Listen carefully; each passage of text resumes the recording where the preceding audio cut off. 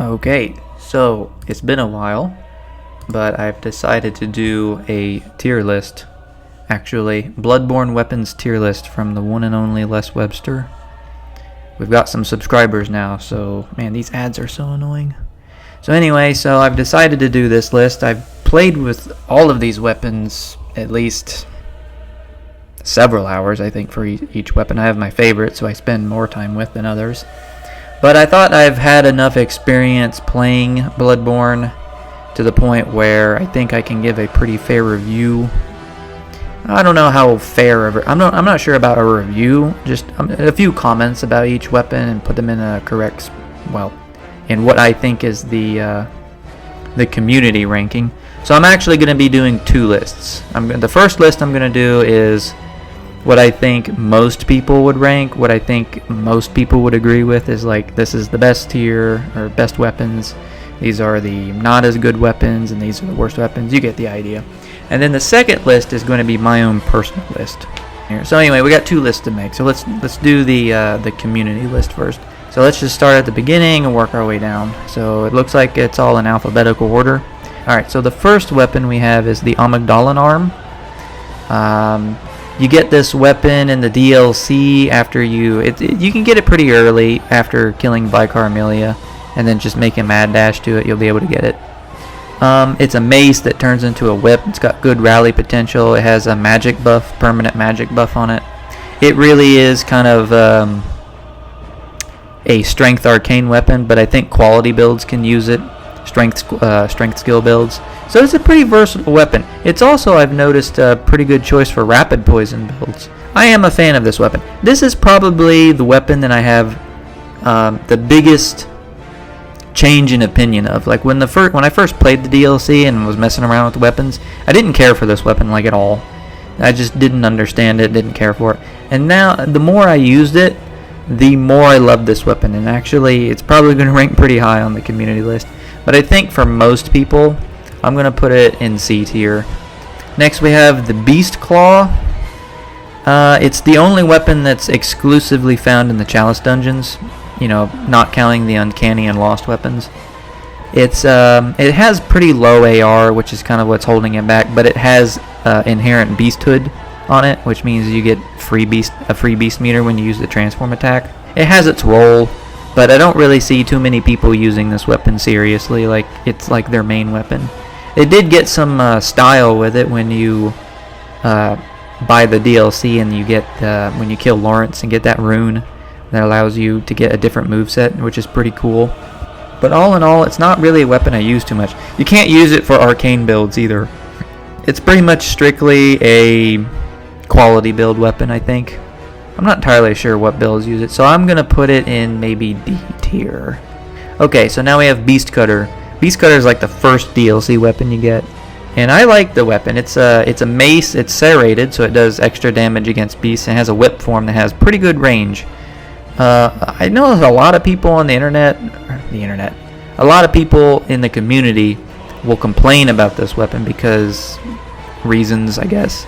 It's a strength weapon, although it's more quality, but it favors strength. But the scaling on it's not too good. It does blunt damage. It doesn't do anything else other than blunt damage, unless, of course, you make an arcane beast cutter. I think the main problem people have with this weapon is that I think it's a bit slow. They get the tempering gems rather than the blunt gems to put on it, so it doesn't do as much damage. But other than that, I don't really think the Beast Cutter is a bad weapon. I think people complain about it too much, so I'm going to put it in C tier. Beast Hunter Saif, I'm going to put in B tier. Now, I'm not really a big fan of the Beast Hunter Saif, but it's kind of derivative. I mean, what does it add that the Saw Cleaver didn't already do? Except for, it closes the gaps and puts space in between you and your opponent if you want to do PvP. So for that regard, it's good. It also does blunt damage, but I wouldn't really recommend an adept setup. I think an arcane setup would be pretty good, although I've never really messed with it. I think for that reason, the PvP aspect of the Beast Hunter Saif probably merits a B slot. Blade of Mercy, I think I'm going to put in B tier behind the Beast Hunter Saif. Now, I'm a big if you know my channel, if you've been watching my channel, you kind of get an idea of which weapons I prefer and which weapons I don't. I tend to like the split damage weapons that have that favor nourishing setups, and the Blade of Mercy is one of those. Even although I'm not really using the Blade of Mercy that much, despite, you know, it kind of contradicts what I just said. It really is a skill arcane weapon, so if you're doing a skill arcane build, this is the weapon you use. You can get it pretty early if you don't mind failing Eileen's quest, but if you want to do Eileen's quest, you'll get it much later, unless you use save edited dungeons. It's a very fast weapon, so if you want to do like a rapid or slow poison build, the Blade of Mercy is definitely a good choice because it gets off a lot of hits. It doesn't have great range. I mean, it's a dagger, so it's not going to have great range, so that's kind of the trade-off. But it has high visceral damage, and let's be real, you're probably going to be doing a lot of parrying in Bloodborne. That's kind of like the main reason we like Bloodborne. Then we have the Bloodletter. The Bloodletter kind of suffered the same fate, or the opposite fate, that the Amygdalin arm did. I started out not liking the arm, and then I changed to liking it a lot, and then the Bloodletter went the other direction. I don't dislike the weapon. I should say that. I don't dislike the weapon. But the one aspect of it I don't like is if you want to do a blood tinge build, like a proper blood tinge build, you know what you got to do. You got to farm the stupid out of shape blood tinge gems, and that I absolutely hate. So I'm kind of biased against the Bloodletter a little bit. It's also like the only strength blood tinge weapon. There aren't too many of those. I might recommend doing like a fool's build on it, or maybe a poor man build, although that kind of requires you to be good at the game. Also, you kind of have to wait until like the very end of the game to get it, because you need to make it to the fishing hamlet in order to get the Bloodletter. So for the Bloodletter, it's still a great weapon regardless. It'd be parried. Anyway, where am I going to put this weapon? I'm going to put the Bloodletter, I'm going to put it in C, but I'm going to put it above Beast Cutter, I think. Okay, what's the next one? Boomhammer. Boomhammer, it does blunt damage and fire damage. It's got a nice fire buff. It's got a really powerful charged R2. It's got good range on the charged R2 too. It's a good weapon. You get it in the DLC. You can get it fairly early, before Ludwig. I like the weapon, you know. I'm a bit surprised though. Like, for example, on my max blood level character, this weapon with the proper gems, the nourishing gems, gets like 1,000 AR, which is insane. That's like just with standard nourishing gems. It gets 1,000 AR, yet the hammer, like a standard R1, will do 500 damage against an enemy, and I don't understand why. But if you use the L1 buff, the fire buff, that's where your damage will come from. So it's a good weapon, but it kind of forces you to use it in a certain way. Overall it's a good weapon, but it's kind of niche because it does the fire damage. You wouldn't really want to use it on an enemy that does fire damage. So the Boomhammer, I'm gonna put in, I'll put it in low B, I guess. Again, it's a good weapon. Builds beast meter pretty well. Okay, Burial Blade. Burial Blade is like one of the most beloved weapons in the game, just for the fact that it's cool. It's a skill arcane weapon, but you can use a quality build on it if you want. It's got a really powerful charged R2. It's got great range on the charged R2 as well. It's got great rally potential. It can build beast meter pretty well, which skill weapons tend to not do that. The only thing about it, if I had to complain, okay, there's two things I would complain about this weapon. Number one, I think it's a little slow. Like the main, the non-tricked mode, it's a little bit slow. If I'm comparing it to the Saw Cleaver, I mean, it's not serrated, so it doesn't do extra damage against beasts, and I think it overall does less damage than the Saw Cleaver, and it's also slower, which is kind of really hurting it. The other thing that I think holds it back is that you get it literally at the end of the game, so you can't do a new game playthrough with it. But it is cool, so where are we going to put it? I think maybe high B. Come on. No, I don't want to put it there. Put it here. High B, maybe. Alright, Chikage. The Chikage is the quintessential skill blood tinge weapon. It's very build specific. If you want to do a skill blood tinge build, this is the weapon to do it. If you're doing anything else, I wouldn't recommend the Chikage, like at all. The only other thing about it that is redeeming is the rapid poison. It has 30 rapid poison on it. And the 30 rapid poison, if you want to do a rapid poison build, I think you can get it up as high as maybe 95 rapid poison, in which case you'll be like bleeding enemies in like 2 hits. It's kind of insane. But that requires some intense dungeon diving if you want to do that. Again, it is a blood tinge weapon, so you have to farm those out of shape blood tinge weapons if you want to do a pure 99 blood tinge build, in which case I hate it. I hate farming for those gems. It's terrible. It's the worst farm in all of Souls. And for that reason, it sours me on the Chikage a little bit, even though it's a great weapon. Another problem with it is that there's some... Oh yeah, because it drains your health, you can't really do a fool's or a poor man setup with it. The Chikage is like the goth girlfriend from high school. It's the girl that hates you but you like. So where am I going to put the Chikage? I think most people in the community are going to put it pretty high up. Jeez. I'm going to give it high C. I'll put it above the arm. I tell you what, I'm going to swap it with Boomhammer. See if that makes more sense. I think that most people would probably be okay with this ranking. I'm going to leave it right there. Okay, Church Pick. Church Pick slaps. The Church Pick is a great weapon.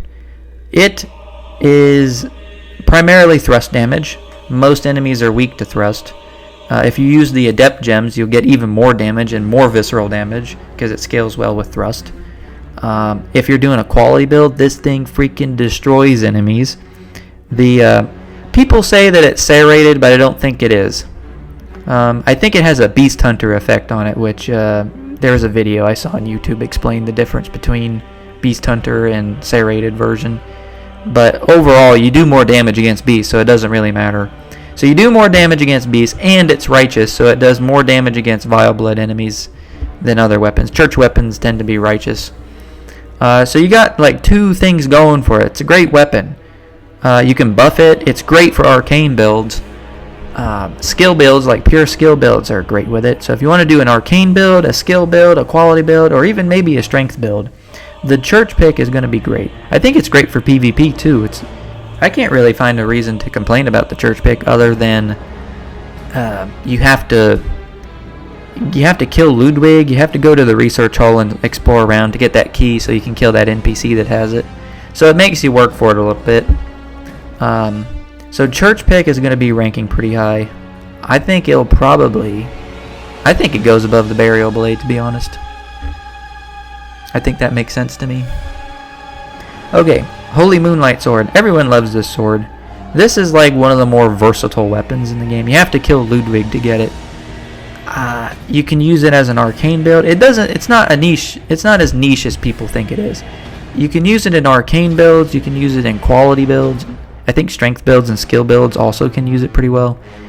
You can do an adept setup on it because the R2's on it. Like if you just want to press R2 in the untransformed state, a thrust build, if you want to call it that, will do insane damage.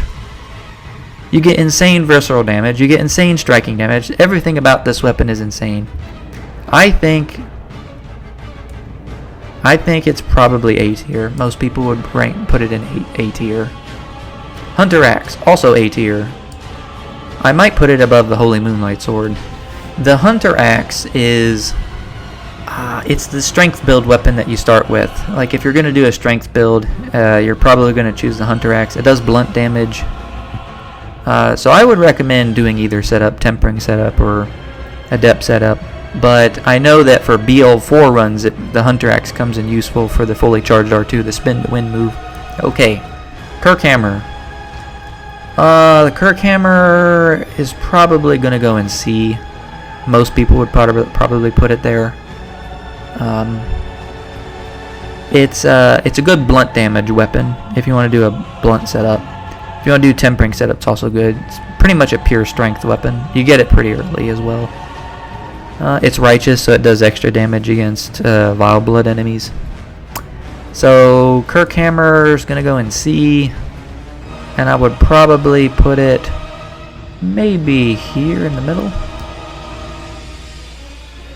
I probably would prefer it over these two. These two, again, this is what I'm trying to read the community's mind. They might rank it a little bit more than these two. It does build up beasthood pretty well. And we'll keep it there. Kos Parasite. I like Kos Parasite, even though I never use it. It allows your fist to do arcane damage. It's an arcane weapon. It doesn't do any other damage than arcane. You can't do anything else with it. So if you want to do an arcane build, it's going to be primarily your weapon of choice, I think. If you have the Milkweed rune, you can get some extra movesets with it, especially that L2 that costs 2 bullets, but it does like 1,000 damage if you have like 99 arcane. And if you got the proper gems on it, you can probably get upwards of maybe 2,000 damage. It's a specific weapon. It really is. It's a weapon that's designed specifically for 99 arcane builds. So where would I rank it? It's a cool weapon. I like it for that reason. But it's a very, very, very specific weapon. So I'm gonna put it in D. And I'll probably put it above the Beast Claw. Why do I put it above the Beast Claw? I don't know, just feels right, I guess. Logarius's wheel. People's opinion on this weapon, man, it gives me a headache. It's like the only people that hate this weapon are people that are not good at the game. People that have put thousands of hours in this game know how good the wheel is. People think people treat every weapon like it's the Saw Cleaver or the Ludwig's Holy Blade. And then when they get a weapon that's not those weapons and they try and use it like it's those weapons, they're like, well, this weapon sucks. It doesn't one-shot everyone in PvP like Ludwig's. This weapon's stupid. So I think to split the difference between what the community thinks and what I think, I'm going to put the wheel in C tier. And I'm going to put it like right here, I think. I think the community wouldn't complain too much if I put it there. Some people that hate the wheel will be like, F, put it in F. It's like, you don't know what you're talking about if you're going to put it in F. Ludwig's Holy Blade, A tier, top tier, A tier. And you're probably thinking right now, what in God's name is S tier? For me, S tier is, there's only one weapon going in S tier. It's got to be the best weapon in the whole game. So the best weapon in the whole game goes in S. All the other great weapons that were contenders for best weapon go in A. This is the way I'm thinking of it. S is the best weapon. A is great weapons. B is good weapons. C is average weapons. D is bad weapons. F is the worst weapon. So only one weapon's going down here and one weapon's going up here. Ludwig's Holy Blade. You don't need me to tell you just how good the weapon is. Every single person that plays Bloodborne knows how good that weapon is. That's why it's going top of A tier. Rakuyo. People simp Lady Maria so much that they think this weapon is like God tier, but it's not. It's not a bad weapon. So I'm not going to rank it low, by the way. I'm going to probably put it in B tier to appease those people. And I'm probably going to put it maybe right next to the Burial Blade. This is where I think a lot of people would put the Rakuyo. It is the quintessential skill build weapon. It really is all skill scaling. But if you're doing a quality build, it's also pretty good. High visceral damage, high combos. It eats stamina though. That's like the biggest complaint I have about it, is that it eats stamina so much. And you have to kill the sharks to get it. So when I did the BL4 run, it was by far and away the hardest weapon I had to get. Probably short of the Kos Parasite. The Reiterpallasch, which I do know how to pronounce. Well, a couple months ago, I did a poll on my channel of what people thought the worst weapon was, and I was going to do a playthrough with that weapon, and lo and behold, they all voted for the Reiterpallasch. It was voted the worst weapon, and I'm a bit surprised by that. I thought it was going to be like the Rifle Spear or the Kos Parasite. So I think those people that voted in that poll didn't really consider it too much, although I get why they put it down that low. It doesn't do much damage, the Reiterpallasch. You can buff it, which is one of the few blood-tinged weapons you can buff. But you can parry with it, which is nice. And what it does is basically you can two-hand two guns. Or basically, you get one gun in one hand, one gun in the other, which does have its place. If you want to do a blood tinge only, gun only run, Reiterpallasch is pretty much the weapon you want. I know I just defended the weapon, but I'm going to put it in D tier. I'm going to put it high D tier. Again, it doesn't do that much damage, and I think all of the weapons that are above it are better, to be honest. Rifle Spear. Rifle Spear is going to go... It's a halberd spear, and it serves as a shotgun. It's got a really good charge attack. You can get it fairly early. Skill blood tinge weapon. In the beginning, you could put arcane gems on it and just like two-shot people. It was basically a cannon, but then that got nerfed. That was early in Bloodborne's life cycle. I'm probably going to put it right here. Man, it doesn't seem right that the Beast Claw is the worst weapon, though. Yeah, I'm going to have to rearrange some of these things. But I think I would probably prefer it over the Kos Parasite. But what would I do about the Beast Claw? Here's what I'm going to do. I'm going to put the Beast Claw here. Which means that the Kos Parasite's the worst.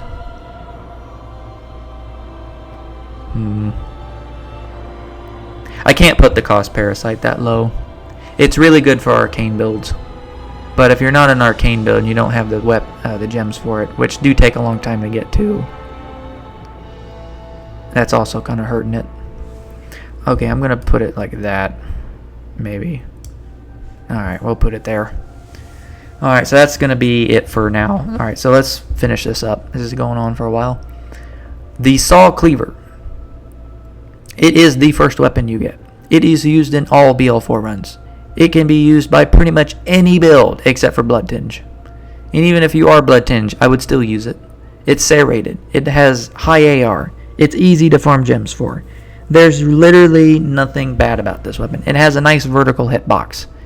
This weapon is the GOAT. It's going in S. Without a doubt. I think the Saw Cleaver is the undisputed best weapon of Bloodborne. With the exception, someone may complain about the Saw Spear. Saw Spear is also really great. It's great for arcane builds. It's double serrated, so you get the serrated version for both the trick mode and the untrick mode. It favors skill more than the Saw Cleaver, but they're both quality builds at heart. Quality build weapons at heart. It has thrusting capability, but it has lower base AR. Ultimately, we can debate about this all you want, but I still think the Saw Cleaver is probably the preferred weapon. And if you had to complain about it a little bit, I don't like the transformed attacks of this weapon. That's probably what's holding it back. The fact that you get that nice vertical hitbox with the Saw Cleaver does wonders. It comes in handy more than you think, the vertical hitbox from the transformed state. So for that reason, I'm going to put Cleaver in S tier, and Saw Spear is going to go like right freaking here. It's still a great freaking weapon. And the reason I'm not putting it right next to it, because I think Ludwig's Holy Blade is that good. It really is that good. Simon's Bowblade. Very skill blood tinge oriented. You can't really use it for anything else. I mean, I guess you could do a quality build, but I really wouldn't recommend it. A guy from work told me that this was the best weapon for PvP. I don't know if I believe him or not. I never really used the weapon too much, but that's not because I dislike it. It's just because it's not really, I don't know, it just never appealed to me. But it is a great weapon. Okay, I have to think about this. Where am I going to put the Bowblade? A lot of people are probably going to complain about where I've put the Amygdalin arm. I'm looking at it. It was the first weapon I put on the list. Everyone's probably like, why is it so high? I'll probably put you there. I don't think a whole lot of people would complain if I put the Bowblade there. We'll keep it there for now. Stake Driver. Stake Driver doesn't have the best range. You get it pretty early if you talk to Jura or kill Jura. Not hard to do. It doesn't have the best range. It doesn't build Beast Hood as much as I would like. It looks cool. it doesn't have as high AR as you think it would. The weapon is, I think most people's reaction to the weapon was disappointment. They had high expectations for it and then just kind of fell flat. It has double C scaling, but if you want to do a quality build, that's good. Arcane build on it's also decent, I think. The thing that sets it apart from every other weapon is that it has the most powerful charged R2 in the game, but the range on it is bad, and it takes a long time to get off. So it's probably going to rank pretty low. I would say the stake driver, it doesn't feel right putting it in D. I think a lot of people would complain if I put it in D. Because it's a good, you can use it. It's not a bad weapon. I'm going to put the stake driver, I think most people would prefer it over the wheel. So I'm going to put it just above the wheel. Alright, let's wrap this list up. Threaded cane, it's a starting weapon, but it's not a good starting weapon. It just used the Assault Cleaver. I don't really see what this weapon has over other weapons. Once you finish the build, I think it's a good weapon, but until then, it's kind of meh. I'm going to put it high D tier. And a lot of people like the threaded cane, and I'm sorry. It's just, there are just so many better options that I have to put it there. The Tonitrus, that's another niche weapon, because it does bolt damage and blunt damage, and you kind of have to build it around it. Ultimately, I'd use it over the threaded cane. You can pick it in Hypogean Jail, whatever it's called. But, would I use it over these weapons? Would I use it over these weapons? This is tough. I don't use the Tonitrus too much, even though it's good at what it does. It's like the boom hammer in that regard. Oh my gosh. Alright, so I'm gonna put it,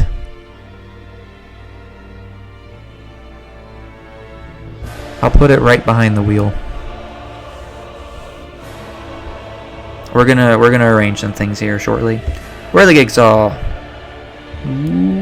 Right up here. Yeah, there you go. Everyone knows that. Don't have to explain it. Okay, so I didn't put anything in F tier, so I guess Rifle Spear is going in F. I'm sorry, Rifle Spear gang. I feel for you. So I don't have any qualms about the F tier or S tier. The D tier, I'm gonna have to think a little bit. Okay, I think I'm gonna leave D tier alone. A tier, the Saw Spear is just so good, and Ludwig's is so good. I could see this, but I think this is appropriate. Yeah, I'm gonna leave it there. B tier, there's some good. I've just noticed something here. It's like only skill builds, only skill weapons are in B tier, and then some strength builds are up here, I guess. Like Whirligig, strength, Hunter Axis strength. I would say that this is mostly accurate. Yeah, I don't really think there's anything wrong with B tier. So C tier is the one where we gotta move some things around. So which is the best C tier weapon? I feel like the Bloodletter should be higher. People seem to really like the boom hammer. And as I think about all these other weapons here, I feel like most people have like a meh response to a lot of these weapons, but there's like a subset of Bloodborne players that really like the boom hammer. So I think boom hammer is probably in a good spot. Same thing with the Bowblade. Kirkhammer should be higher because you get that sword, you get it early. People don't really seem to like the arms, so I'm probably gonna demote it. Beast Cutter's kind of in the middle of the road too. Alright, I think I'm gonna put the Bloodletter right here. I'm gonna put Beast Cutter right behind it. Maybe. No, well, that's fine. Okay, I think this is it. I think this is going to be the community list. Now, obviously, this is just me trying to guess where people are at. But I think that this is a pretty fair analysis of what the Bloodborne community thinks of the weapons. So, and I got a nice bell-shaped curve, so I think it's not too lopsided. So let me know what you think of this list, and then in the next video, I'm going to show you my personal list. So stay tuned.